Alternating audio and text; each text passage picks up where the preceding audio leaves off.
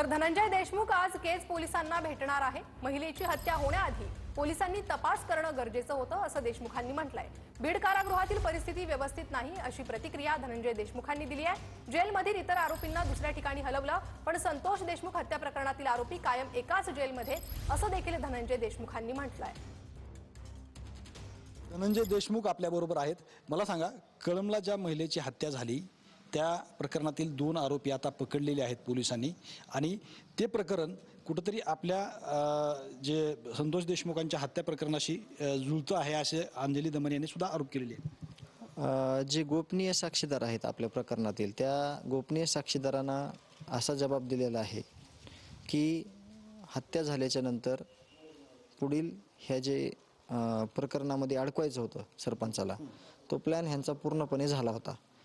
संतोष देशमुखांची हत्या झाल्यानंतर त्यांचा मृतदेह त्या ठिकाणी न्यायचा असं सुद्धा ऐकण्यात येतं की असं सुद्धा ठरलं होतं, असं सुद्धा आरोप करण्यात आला। असंच केलं होतं आणि त्या जबाब जो दिलेला आहे त्या आरोपीमध्ये जे गोपनीय साक्षीदार आहेत त्या लोकांनी असंच सांगितलं आहे की ह्या लोकांनी हत्या झाल्याच्या नंतर हा प्लॅन केला होता जेणेकरून ह्यांना त्या खुनाच्या म्हणजे खुनामधून बाहेर निघता येईल आणि हा विषय डायव्हर्ट होईल असं 100% त्यांनी ठरवलं होतं। परंतु याचा तपास केज पोलिसनं करायला पाहिजे होता असं माझं मत आहे, आणि तो झालेला नाही।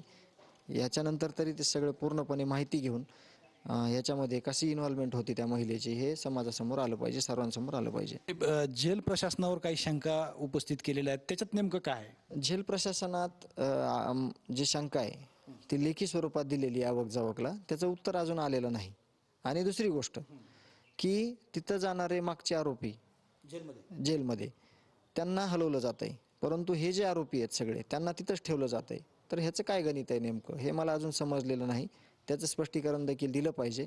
कॅमेरामॅन विनोद हुमनाबादकरसह मी श्रीराम क्षीरसागर, TV9 मराठी,